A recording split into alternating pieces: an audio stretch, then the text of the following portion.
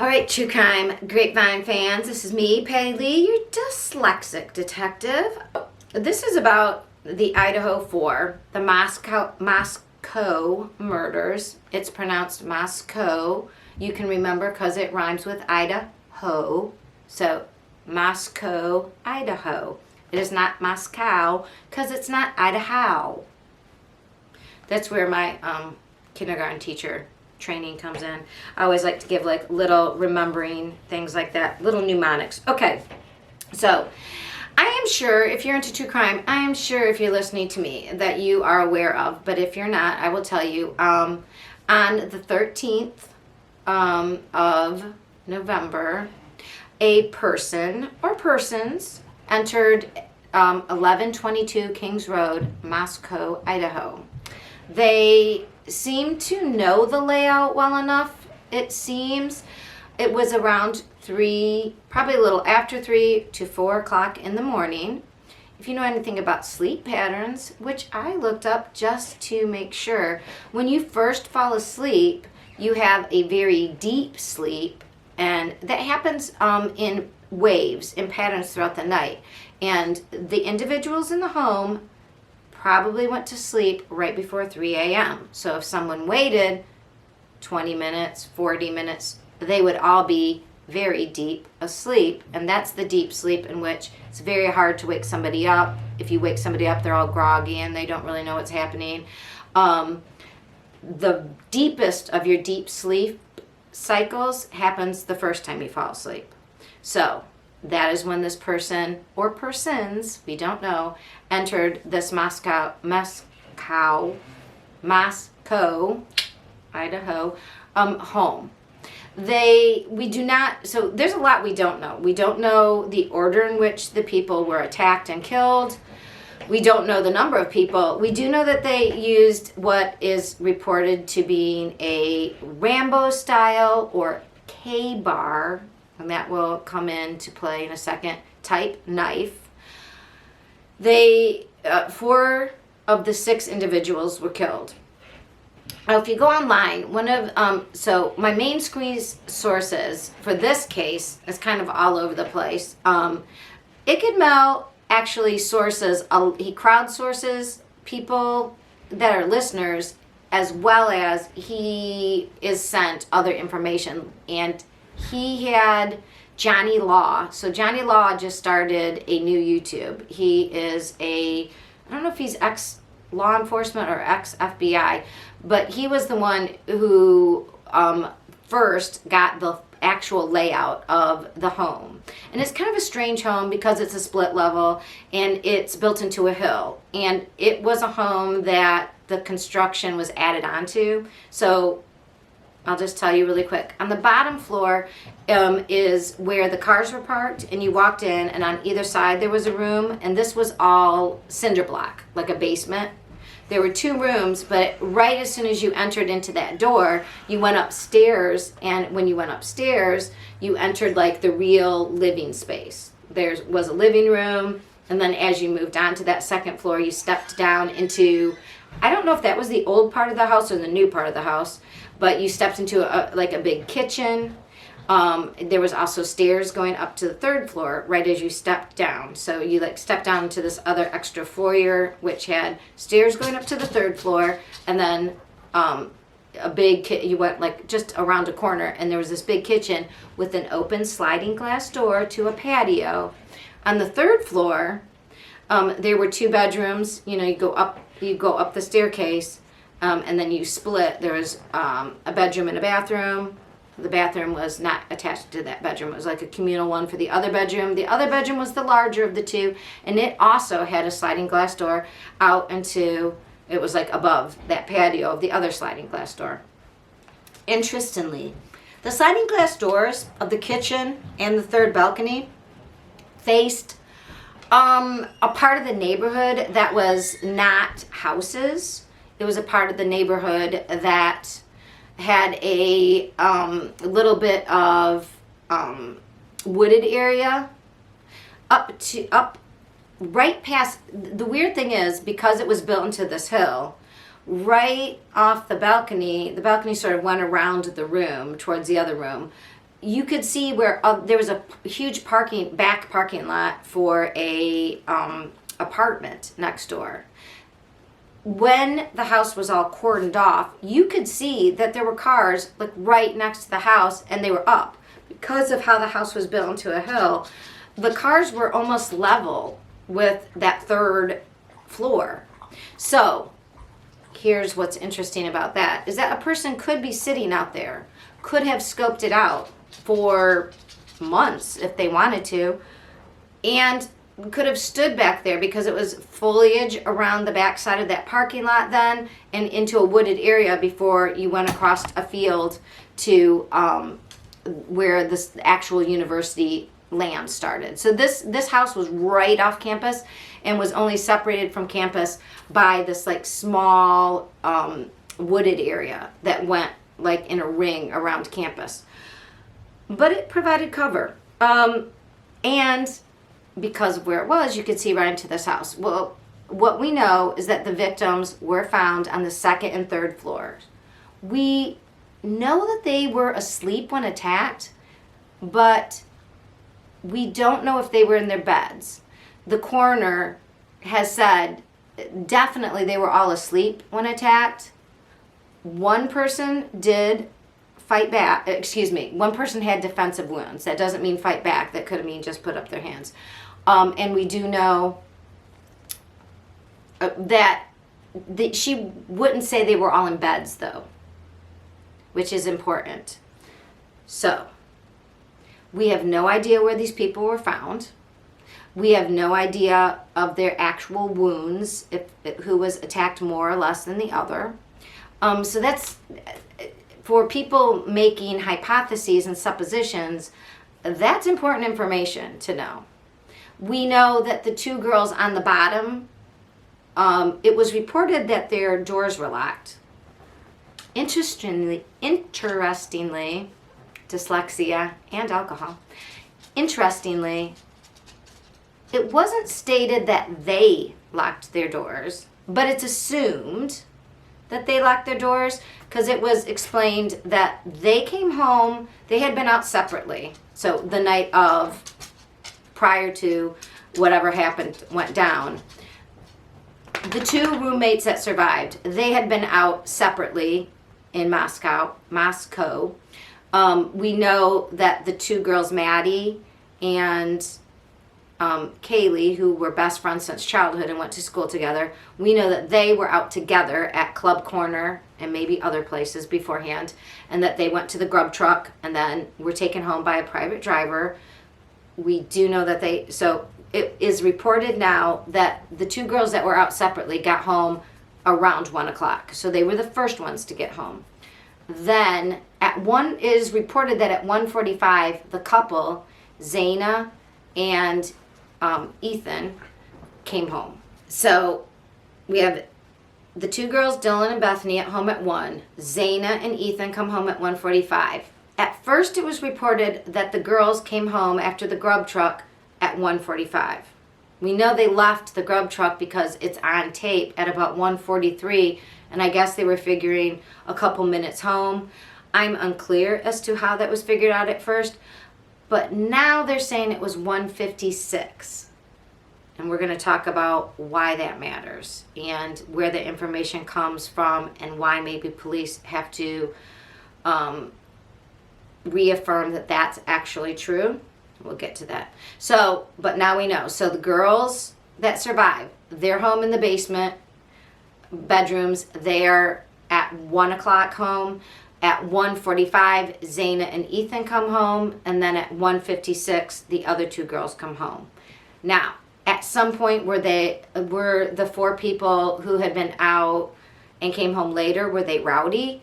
I don't know. Did the girls lock their bedroom doors because they're like, this is a party house and people might be coming over after the bars because it's after hours, so we're just going to lock our doors because the one door that had the keypad, were people coming in that door? It was reported that lots of people had that number.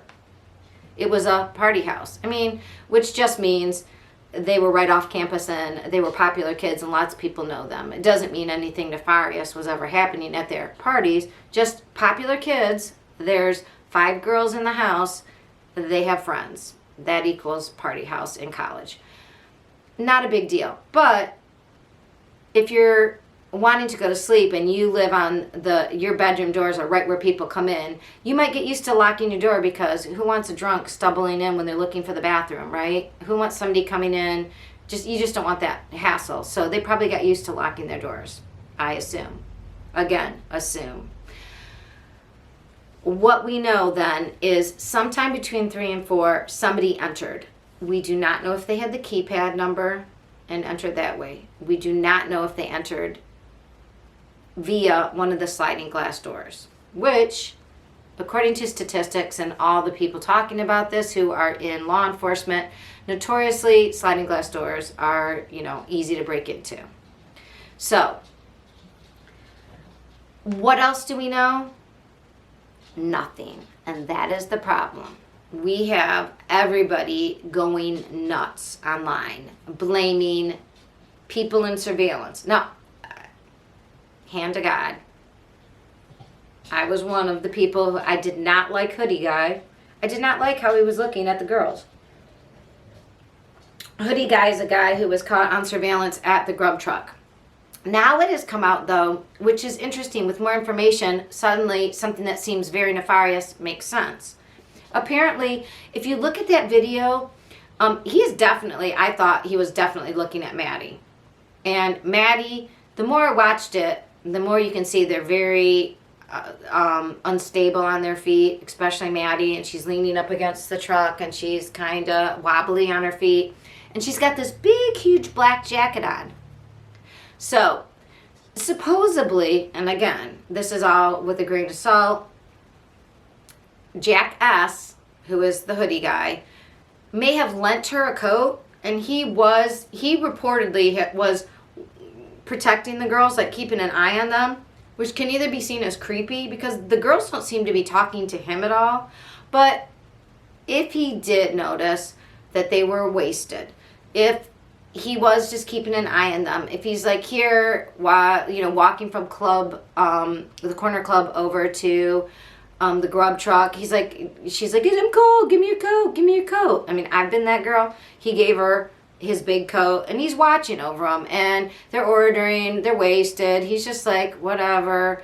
He's keeping in the background. He talks to someone, like, now I can see it both ways. Now he doesn't look so much like a creeper. Now he could be a guy like, she's got my jacket on, plus I'm like, just, they're wasted. And if you're a mom, I am sure you have taught your sons, take care of girls. Don't let drunk girls just walk off with anybody. So maybe his mom had told him that, and that's what he was doing. I don't know. Could he also have been a creeper guy who was trying to get with them, wasn't, and then got angry because she had his coat? I don't know. I can't say. But now, again, probability. So, speaking of which, so I have told you just this podcast that my background, I have an ABD, which is all but dissertation, meaning I took all the coursework and passed all my testing to get a doctorate in educational psychology, and educational psychology is about cognition and motivation and how people think and make choices, and also teaches you about argumentation. So, using all of that, I looked at what all the scuttlebutt has been saying, and I think I have some thoughts, people. Okay, number one, I think that the police and all of us, but I think there are 4 main theories. Are you ready? If I had a crazy board behind me with like red string, this would make sense. Number 1, there's an active serial killer. And I'd call him the 13th day killer. Why? Well, I don't know if you know this, but each year since 2020, there has been a stabbing, killing that has been unsolved in the general Pacific Northwest area. And if you're into true crime, the words Pacific Northwest area and serial killer should resonate with you. this is one possibility. Are you ready? So, Sandra Ladd was killed on June 2020 on or near the 13th of June. She was 71. So we have one victim, unsolved, stabbing, while she was asleep around 3 a.m. She wasn't found until the next day, the 14th, late. So they are assuming it was late on the 13th. A couple, Travis and Jamalia Fuentes, were killed. Travis was killed. Jamalia was stabbed 19 times, but she survived. And so we know for sure, because she was a witness who said that it was about 3 a.m. This was August 2021. They were ready to go on a trip the next day. 3 o'clock in the morning, they were both stabbed. He dies. Unsolved. That was just north of Salem, Oregon. So Sandra Ladd was in Washington, but very close to the line of Washington and Oregon, and this couple were an hour and a half, about 70 miles away. But it was on the 13th of the next year, which was 2021. And now we have Idaho. On the 13th, 2022. Now, the weird thing is, you could think, so Sandra Ladd was older. She was one victim. And then within 2 months, we have a couple killed. So two people a year later, but within 2 months of the first killing. And then Idaho is a year later, within 3 months, and it would have been 3 girls, except Ethan was staying over. Now, that's insane, right? This could be a case where I am seeing a pattern where none exists. You do need 3 points to triangulate to make a pattern, but not exactly the same area. And instead of an hour and a half away, now it's 8 hours away, about 780 miles. So still in the same general region, but much further away. I think for the police, the police though are considering this. I think I'm sure they considered it, and if they're still considering it, I think they looked at the type of knife that was used to see if these two cases had the same type of knife used. And I would think that they would also then be looking at 2019, 18, 17, looking for any other cases on the 13th of any month in those years to see if there's any pattern going forward, or did this start because of the pandemic? Again, this is just my first theory that I think is reasonable. So if the knives are similar, and in this case, the person, if they're doing this once a year, this is the worst case scenario, because if it's a serial killer who is doing it once a year, he is waiting. He has a very long cooling off period, which would mean he's highly organized, and is changing up locations so as not to get caught, and maybe going that far away, and we wouldn't even know why. He or she would know why, but they would be a person who watched the house. So one of the reasons I'm bringing up these 3 alternatives is everybody has said, why are the police taking so long? Oh my gosh, it's been 2 weeks. All right. In most large cases where there's mass murder, it takes a while to find out. Why? Because there's usually multiple theories, and they have to split up teams to chase down all the different theories. So I'm going to give you 3 very good, strong theories and a 4th kind of good, strong theory. So I'm assuming they have to check out all these theories and run down all these things before they know anything. And they have 4 individuals, which means looking at 4 different people that could be the target. This is not easy, people. The more victims you have, the harder it is. One of the things about timing is, I would like to point out to you, next I will be talking about Quentin Simon. We crime watchers were aware that the mother probably had something to do with it within a week of Quentin's disappearance. What she was saying didn't make sense, and then there was some weird thing, and then the mom was out saying that she had drowned the baby or the baby was in the pool and blah, blah, blah. I mean, that happened on October 5th, and she was just arrested when his body was finally found at the end of November. And that was a case where there was one death, and it was pretty clear that the parent had something to do with it, but they had to lock it all down before they make an arrest to make sure the arrest sticks, because murder you can only charge once, because if they're ever charged and found innocent, they're good. They're off, like OJ. Can't go back and say, oh, now we looked at more and get more information, we can see you're totally guilty of this. No, that's not how that works. So they have to be very careful about locking things down.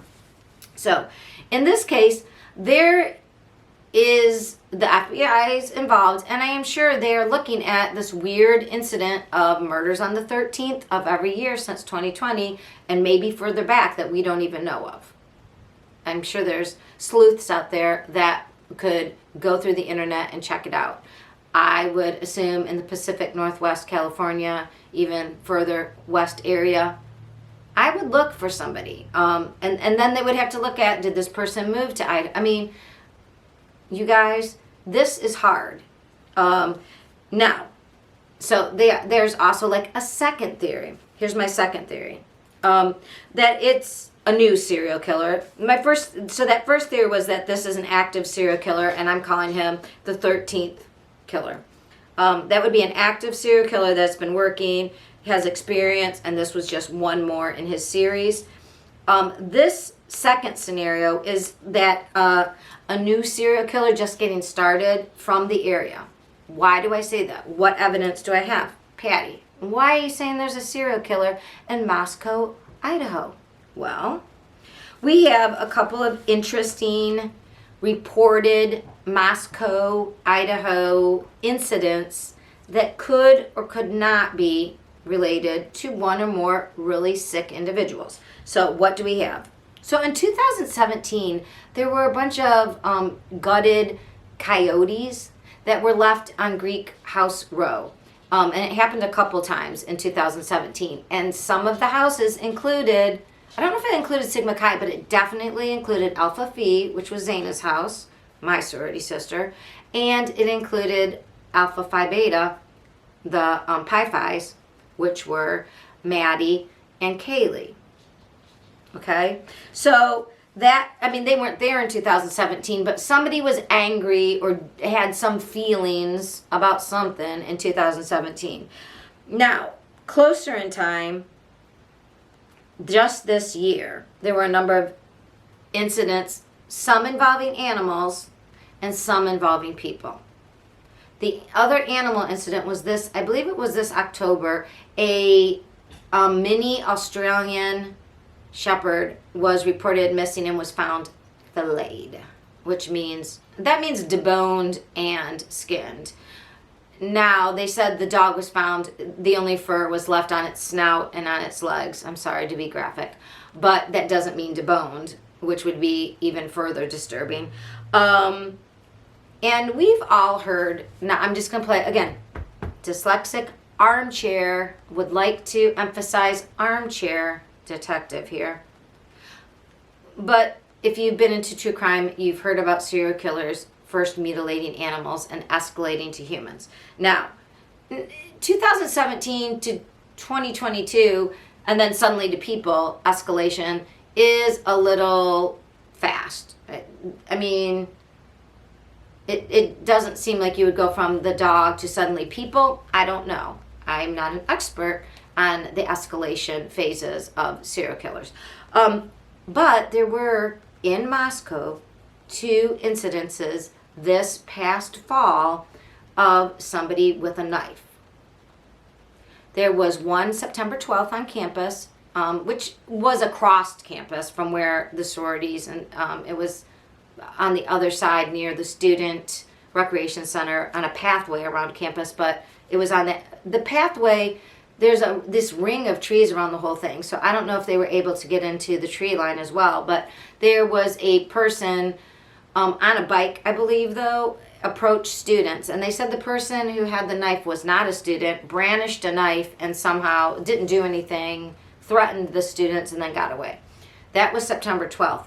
Then, just more recently, there were women who reported that they went up to a car and somebody was in their car. It sounded like their car, not a car, but their car. And they went to get in, and the person had a knife, and they got out, and then they ran and were chased a little bit, and then the person disappeared, I guess. Again, this is like tweets on the streets.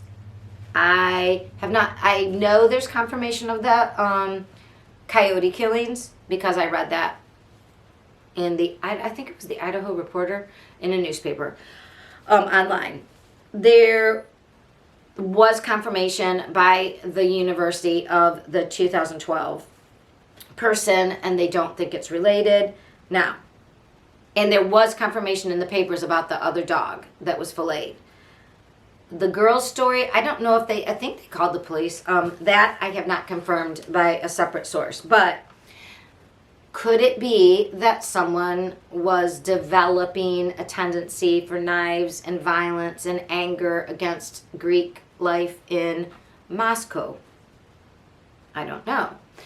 There's also all this scuttlebutt about religious cults and Idaho's pretty conservative. So these kids acted like very typical college kids. Was somebody angry at them, thinking they needed retribution because they were acting inappropriately? I don't know, but it is a theory. The active serial killer, I think that's a little more likely than this new serial killer, but maybe not. Okay, that's the second theory. And these are theories that I think, if I'm thinking of them and other YouTubers are thinking of them, definitely the police are thinking of them, which means they have to run down all the leads. So they're looking at the active, perhaps, serial killer. They're looking, they have to throw it out. So they have to check out the knife. Was it the same? Anything the same besides the date? They have to look at that. Then they have to look at, okay, or are any of these incidences in Moscow related? They have to run that all down. Then there's was there a jealous, rebuffed, romantic person attracted to one of any of those girls that were stabbed? Could that be a person? Again, why do I say this? Well, it's unclear, but we know they were very popular, very pretty. They could have been targeted. They could have been watched from that road. Everybody's like, well, it has to be somebody they knew because they would know the house plans. Okay, people. I found the house on Zillow within 2 seconds. And if you were really interested in doing anything to somebody, you could do that as well. That is, it wasn't proprietary information. If someone really wanted to find out, they could. Or they might have been somebody who was in the house for a party.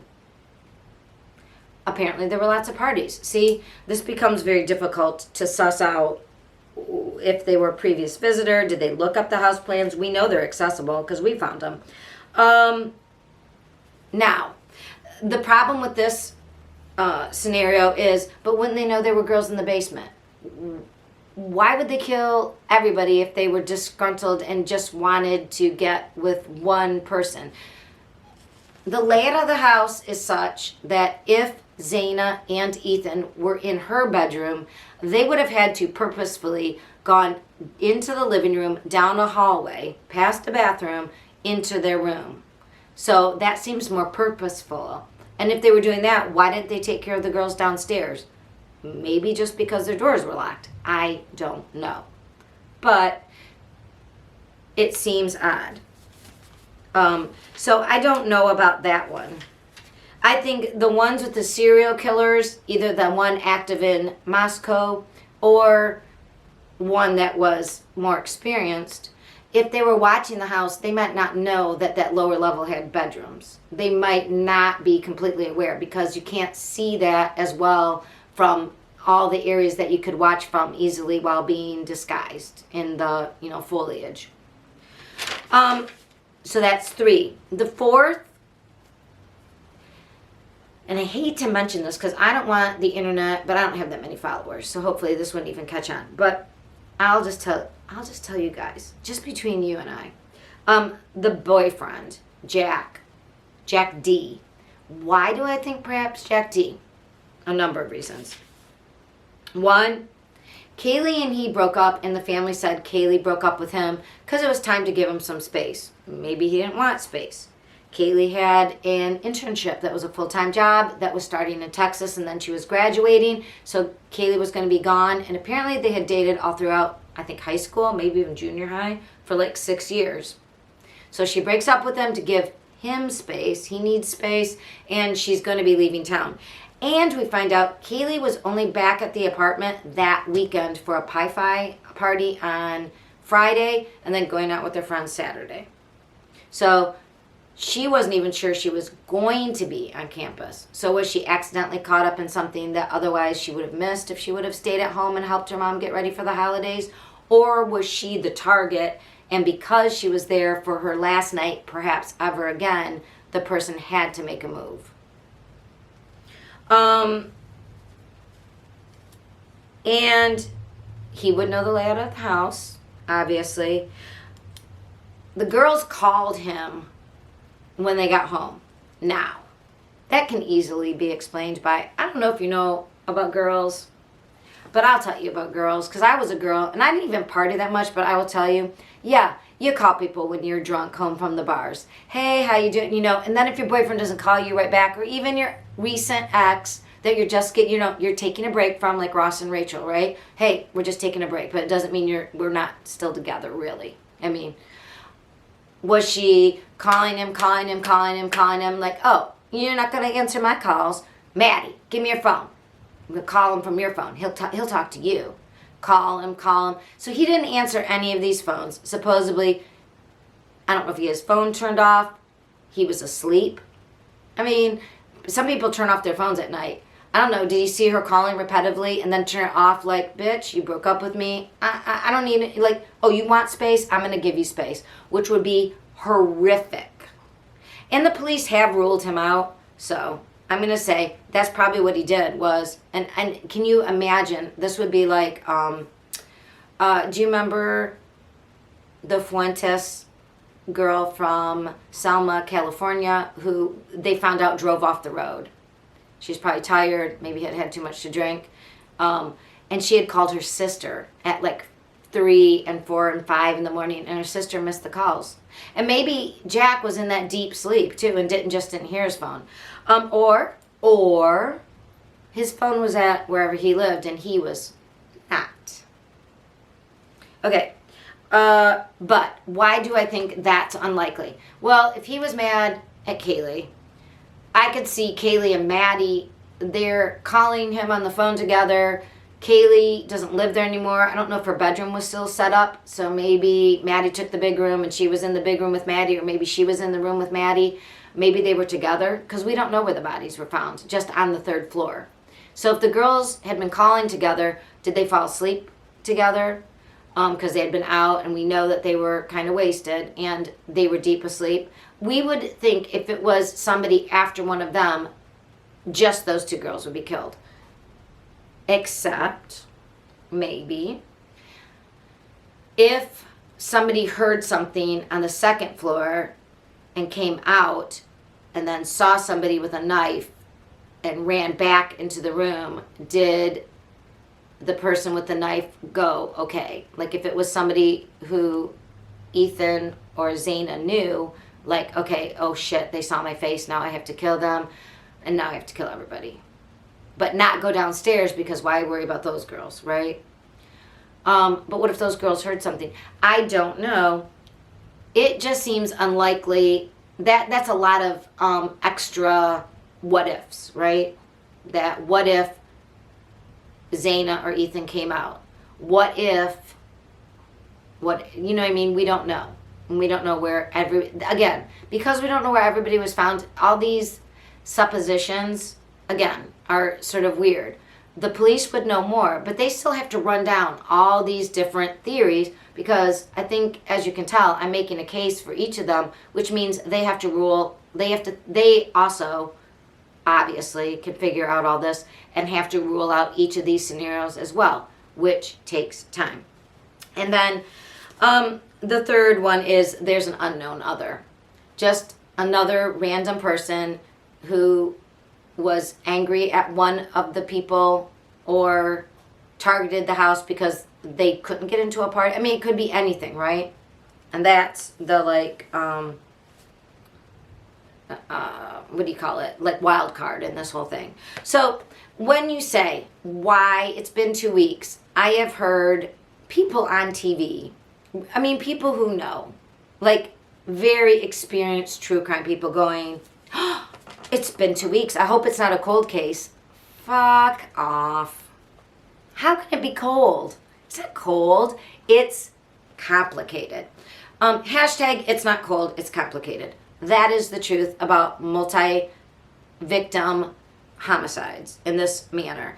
If you look at the Manson case, it took them months to figure it out, and only because people started talking. They had a lot more perpetrators that started, and they only found out because those people started yapping to other people in jail and telling other people, and then somebody cut a deal. This is not as easy as it seems. Multiple murders are difficult. If you don't leave behind a living victim, a witness.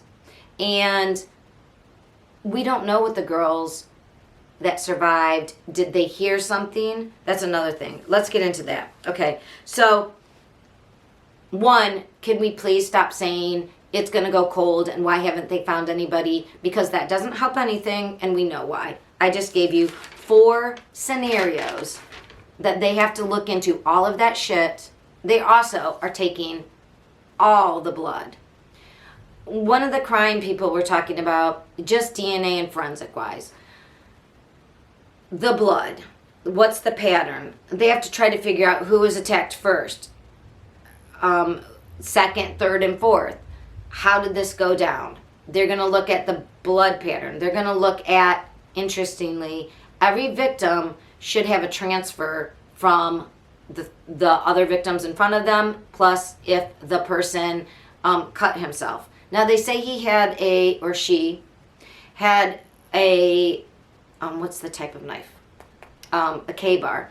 And I think this is from, I believe it was Duty Ron and Ed Wallace were talking about this, either that or the Police on the Cuff, Bill Cannon. But the type of knife that has a hilt. So it's for marine use. So it might not necessarily, your hand wouldn't slip as much, but the hilt, the guard for your hand, that would leave an impression on the victims. So that's how they would know what type of knife was used, if they can see the hilt marks. That is horrific. I'm sorry. But again, if you want to know like how they know what type, that's probably how they know.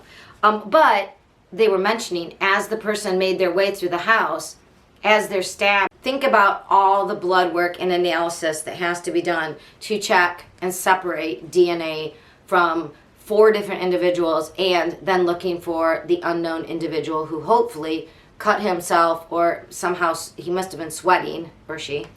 That's what they're doing. So to say, oh, it's been 2 weeks, we don't know, fudge right off.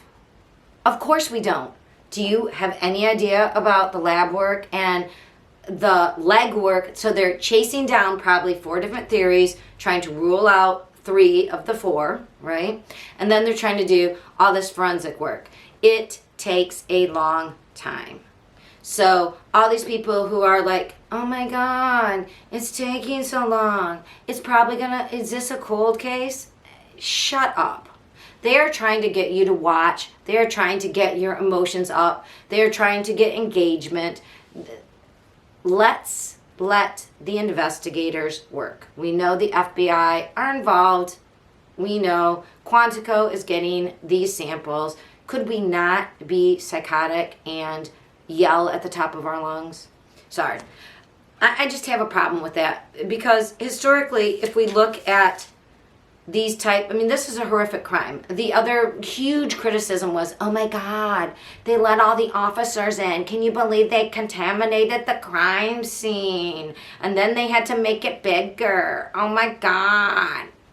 All right. Sorry, people. I get a little snotty when I drink. I mock people.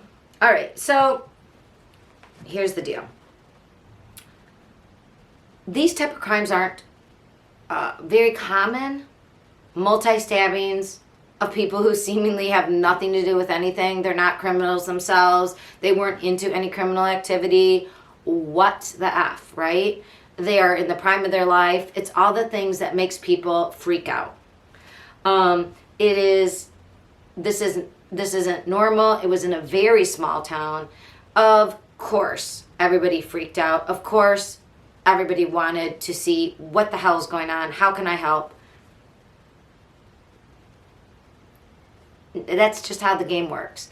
If you look up historically of other huge crimes like this, the Manson case, let's just say, well, of course, the Los Angeles police are criticized for a lot of things. And, forever. But one of the things, they were highly criticized in the Manson, in the Tate, well, it wasn't the Manson case because they didn't know the Manson family. It was the Tate murders and the LaBanca murders. They were freaked out.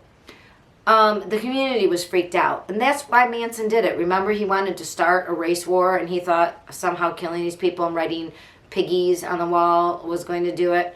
And what it did do was freak out everybody. So he wasn't wrong there.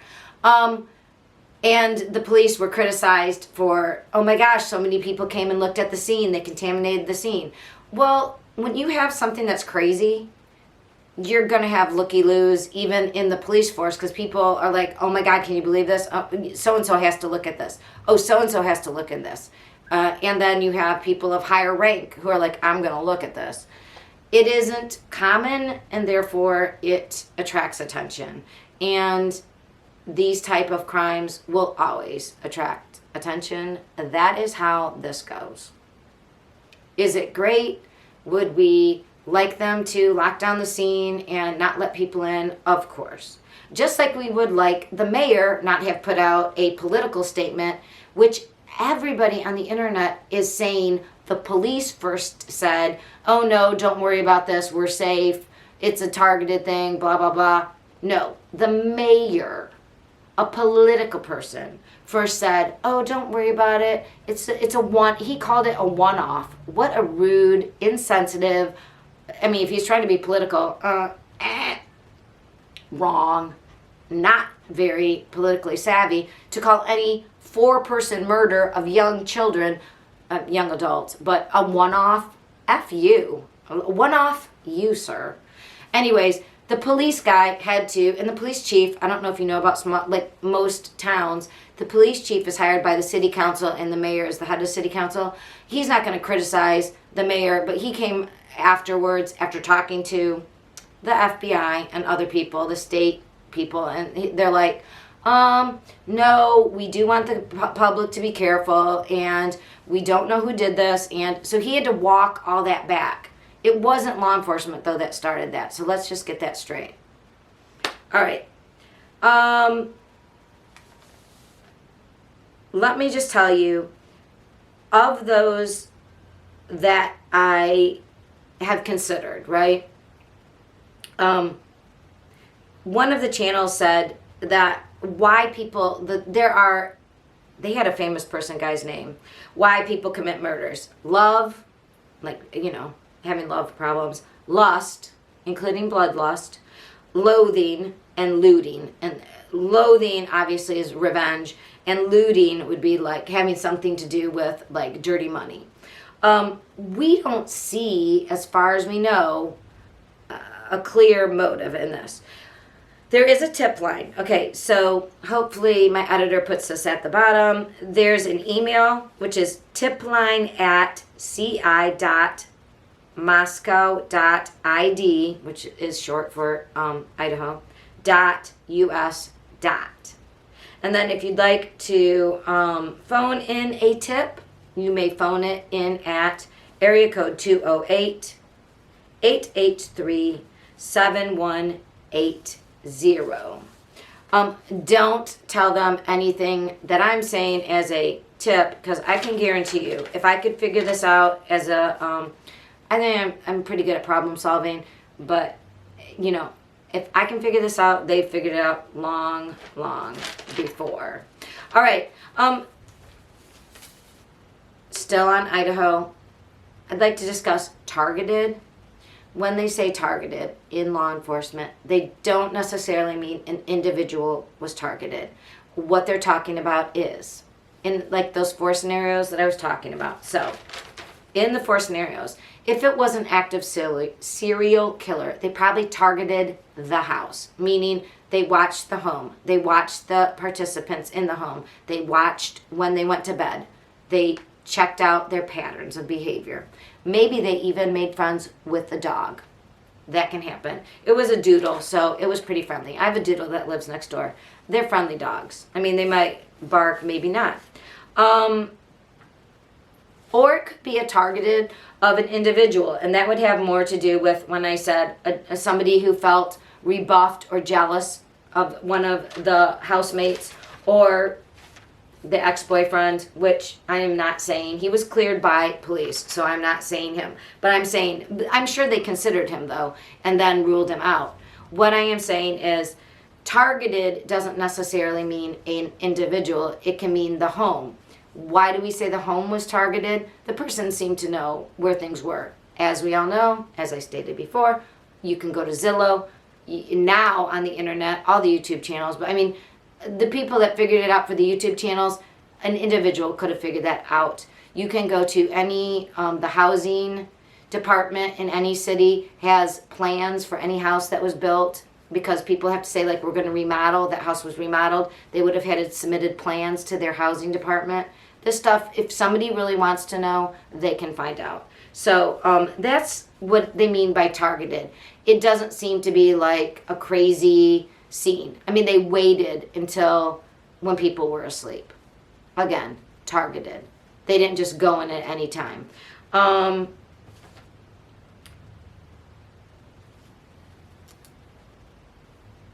just want to make sure I am saying everything I wrote down. Yeah, like I said, interesting that people were they waited till people were in their deepest sleep. And we know this because the law enforcement said they were dead about 9 hours by the time the roommates called. How do we know they were dead 9 hours? If you've read a lot of true crime, oh, that's a clinky glass, you would know about liver temperatures. Liver temperatures and lividity. Lividity is where the blood settles, and they know how deep the stain on the skin is by how long, as well as if they were moved. And they poke right into your liver, and they can get the temperature, and they've done lots of calculations about how long that is. So they know they were killed between 3 and 4. We know the girls were calling Jack, so they were alive, unless somebody was using their phone, which would be creepy as AF. It doesn't make any sense. So I'm assuming it was them. I'm assuming police have the calls. If the girls texted, if they left messages, I am sure they have all that. We don't know if they have the girls' phones, but I'm sure they do, which will also tell all of their side of the story. There is a controversy. We talked about the controversy about the phone calls. You guys, if you're drunk dialers, if you're girls, if you're anybody who's ever been in love with somebody, even before cell phones existed, we all know about drunk dialing and calling somebody repetitively in the middle of the night when we get home from the bars. That is not a crazy thing that happened. And if you think it's a crazy thing that happened, God bless you. Your life must be much calmer than my own at that age. Of course, I didn't get married till I was in my 30s, so. The controversy about the 911 call. All right, people. Again, let's just be logical and go through possibilities and probabilities. We know that there was 2 surviving roommates. We know that they were on the bottom floor. We know that the 911 call was made not from them, but from one of their phones. We know they called a friend first. Friends, it appears to be more than one. That the friends came to their house and that the friends used their phone. what happened. What's probable, what's possible? Well, it's possible that we heard that their doors were locked. I don't remember if the coroner said they locked their doors or their doors were locked. Did the killer lock their doors so that they were locked in, and they woke up and were like calling each other and like, what the fuck? Why am I locked? Are you? And the other one's like, I'm locked in too. What the fuck? Who locked us in? This isn't funny. Let's call it, like, I'm calling so-and-so. They call their friends and they're like, and then the friends see something. Is there blood on the door? Something that makes, now they called about an unconscious, unresponsive person. So my thought is, we don't know. They said everybody wasn't in their bed. Everybody was asleep. That has been confirmed. Everybody was asleep when attacked, but they won't say everybody was in their bed. Were Zaina and Ethan in the living room on the second floor when attacked? Why do I say this? Well, if they were watching a movie, cuddling on the couch, they had been out, they were drinking, they fall asleep on the couch watching a movie, right? Girls come home, they go upstairs to call Jack and giggle. And the other two are asleep. If Zaina and Ethan are asleep when attacked in the living room, and one of them has defensive wounds, like one of them gets up while the other one is being attacked, and they're attacked then too, were the girls on the bottom floor able to look up the hallway stairs and see legs? Now, they would be like, who the hell is that? Even if they weren't locked in, even if they locked their doors and they woke up. They wake up, they look up the stairs, they're like, who the hell's that? I just see legs, okay? And they call their roommates. Nobody answers, nobody answers, nobody answers. They know that, maybe they even know that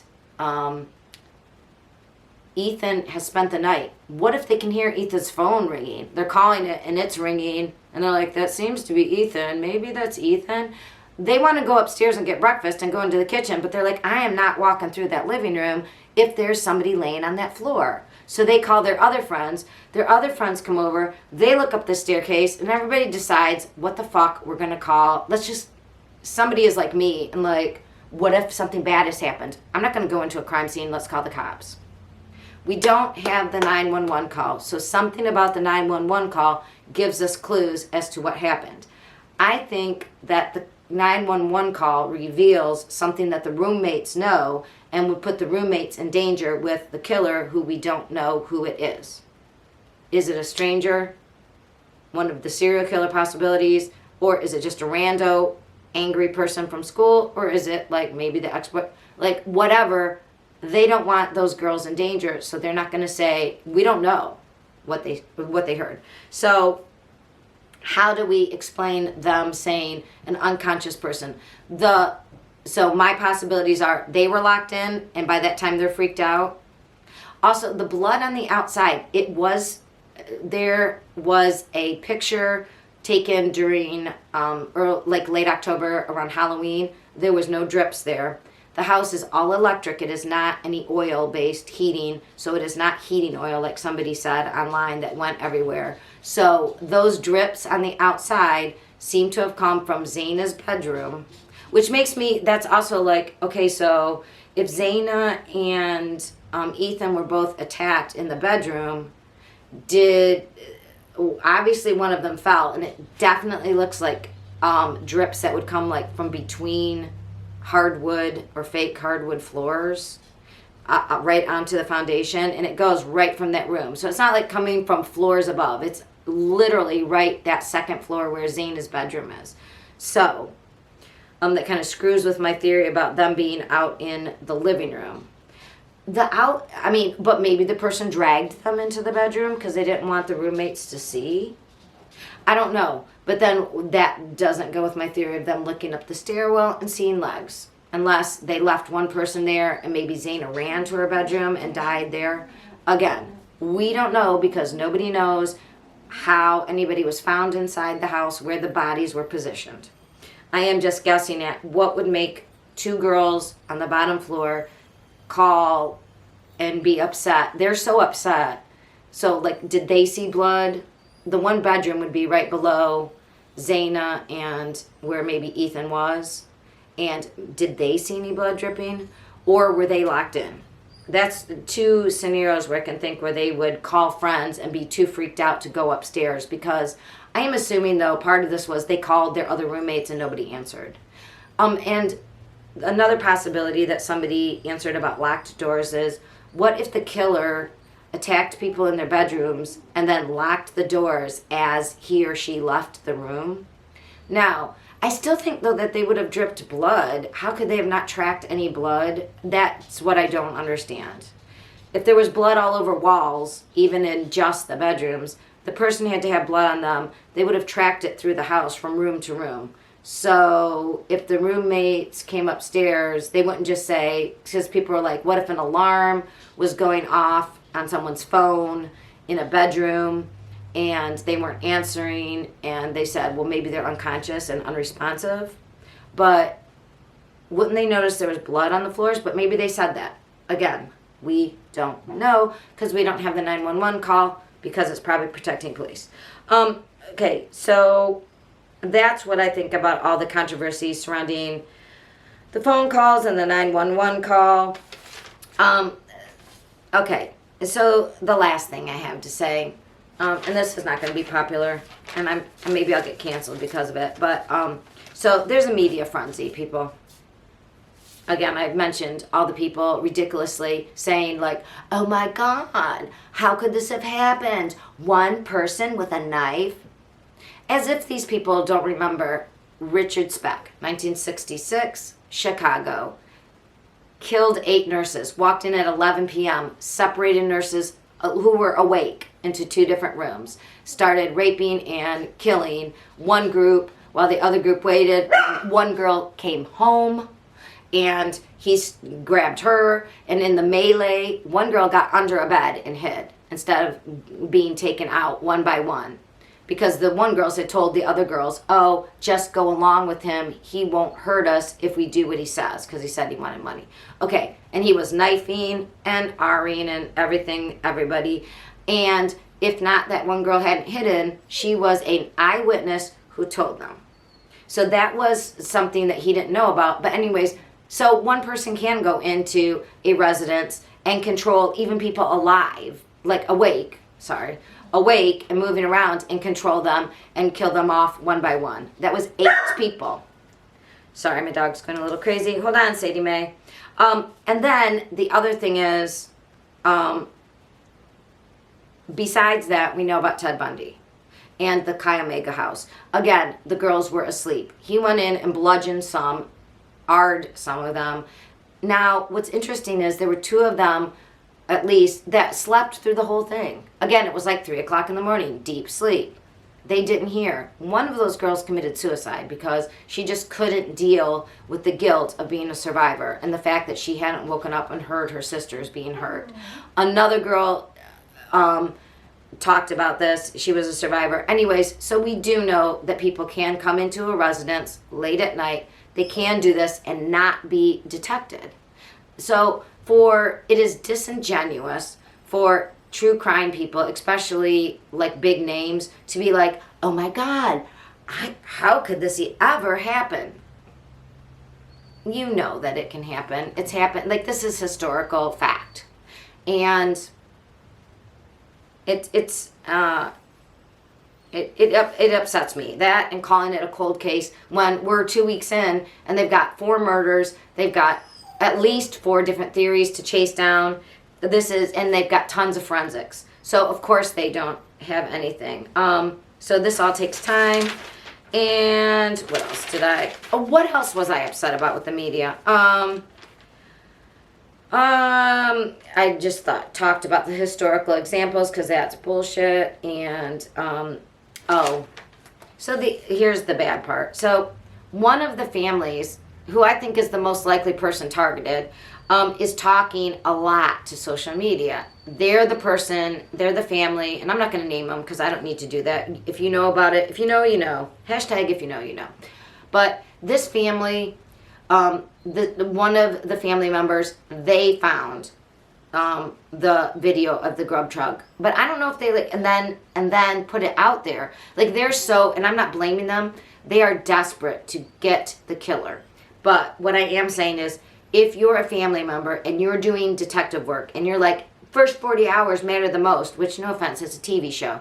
And there is like the golden 24 or the golden 48 hours, but that is like that, especially like that show, the first 48, they are talking about, I mean, it is easier to solve crimes when there's one person and, you know, the first 48 matter and they look at relationships and what was the person into. You've got 4 victims here, so you would probably have to times that by 4, I would think. And yes, it's important, but you don't, if you find information as a family member, you're supposed to give it to law enforcement and not, I mean, everybody wants to use the interweb. And by the way, I'm not saying I would do anything different.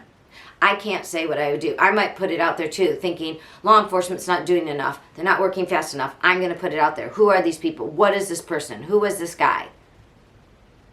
Okay? So, again, I am not blaming the family, but what I'm saying is this family is now telling, is on really big channels like CNN saying things like, well, now law enforcement isn't talking to us.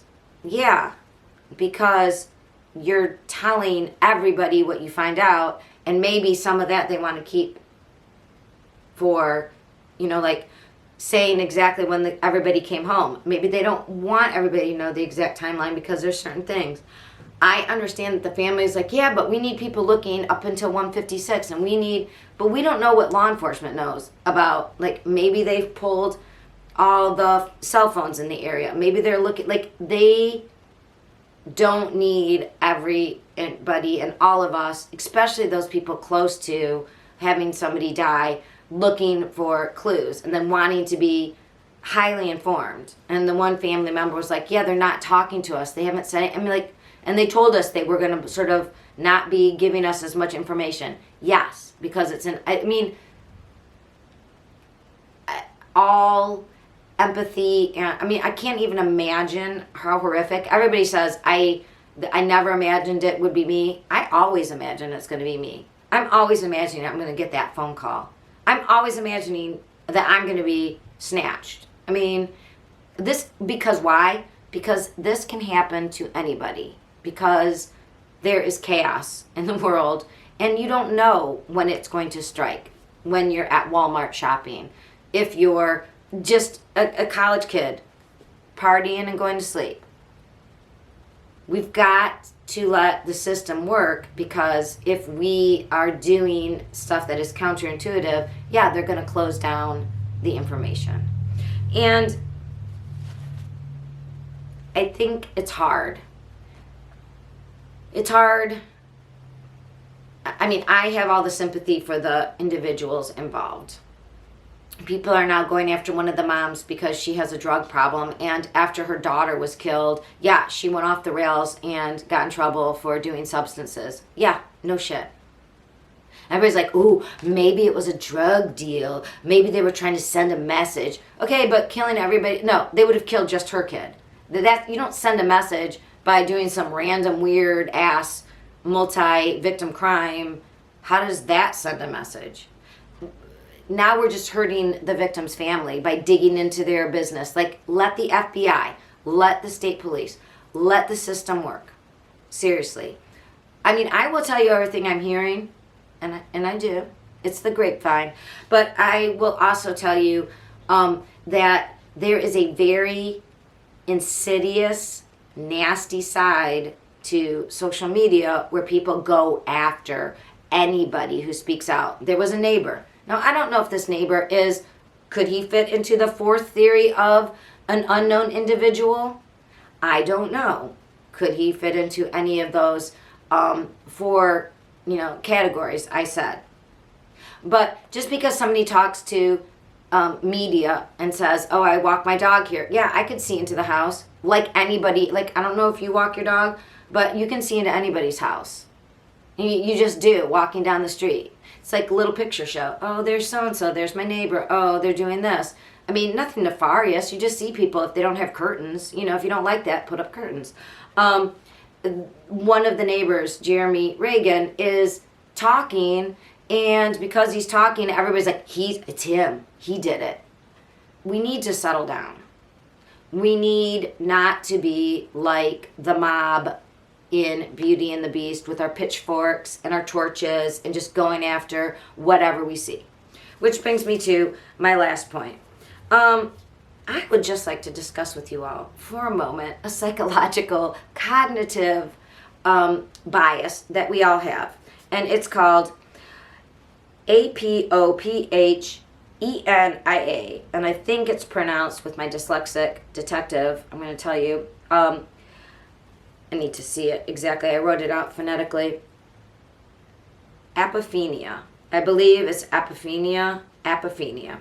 What is apophenia? Apophenia is the tendency to see a pattern in just random things.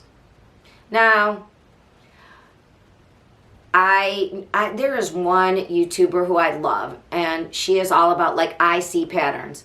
And detectives do look for patterns, but sometimes we see patterns which don't exist. Sometimes we create, in statistics, it's called what's that called? A first something error. Hold on, I wrote it down. I just want to make sure.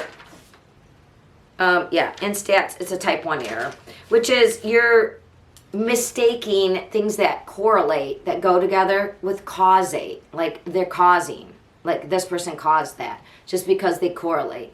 Just because, we all know that serial killers, criminals insert themselves into the investigation. Therefore, anybody that talks about the investigation must be inserting themselves. Okay. Well, did they? I think that the FBI would be smart enough to check that out. And I'm going to trust them with all their resources. I personally am not going to look into and then do a big YouTube about, oh my God, did you hear about the neighbor? Oh my God. I mean, you can watch that if you want. And I'm not saying you shouldn't watch it. I'm saying I'm not going to watch it because, I mean, I know his name. I'm aware. But I'm going to take it with a grain of salt. If you watch Icked Mel, his name is Mel. He is from Florida. Not quite in Miami, but near. He's a very good YouTuber. And he got somebody who was, like, obsessed with him. And went down the rabbit hole and was like, oh, this YouTuber's doing this, and, like, got people to dox him and, like, going after his little baby girl, and, like, it became insane. So if you're watching me, hopefully you're already on the let's be logical, let's look at probability and possibility, statistical probability, possibilities, let's use logic, let's look at past history, let's not just go wilding out there on just anybody. Again, apophenia. Look it up. That's what I want to say about it.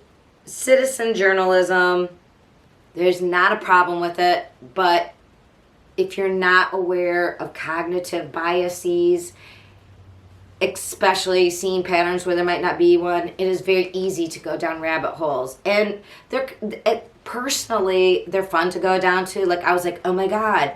So these months were 2 months apart, and then 2 victims were killed, and then 3 months apart, and then it would have been 3 victims killed except for the boy was there, so it made it 4. Now, will the next pattern be, like, I mean, come on. Now, if someone is killed within March or April of 2023 by a stabbing, but, you know, I know that that is just a pattern my brain made up, that there is not a lot of evidence for it. So let's just keep in mind that this was a horrific crime. It is not a cold case because we don't have somebody in 2 weeks. It's going to take more than 2 weeks. It took over a month for what seemed like an open and shut case with what we're going to talk about next. with our friend Quentin Simon. So,